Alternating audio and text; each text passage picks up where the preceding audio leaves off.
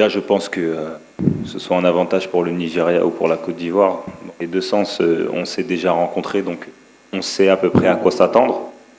Mais, mais un match de groupe et une finale, c'est totalement différent. Donc l'approche sera différente. Et comme je l'ai dit, la préparation devra aussi être différente. Donc on verra si c'est un avantage ou pas. On a eu quelques pépins physiques après le Congo pour la première fois depuis le début de la compète.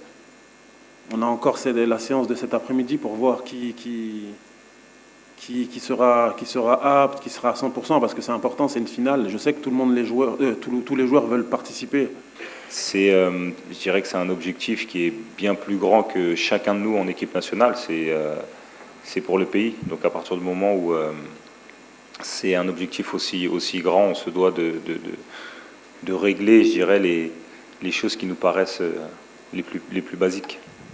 Je pense que la principale leçon qu'on a retenue du match de poule contre le Nigeria, c'est que dans cette compétition, il faut s'attendre à tout, en fait, contre les équipes, parce qu'on avait préparé le match de poule du Nigeria en se basant sur ce qu'ils faisaient depuis quelques mois, c'est-à-dire de jouer en 4-2-4.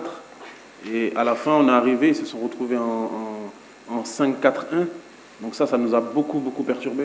Le fait de préparer un adversaire en 4-2-4 et de le retrouver en 5-4-1, ça nous a beaucoup perturbé. Donc de cette expérience-là, on a retiré que finalement, le mieux déjà, c'était de beaucoup se focaliser sur ce que nous, on voulait mettre en place et être prêt à avoir des systèmes tactiques qui peuvent changer pour le match de demain. Donc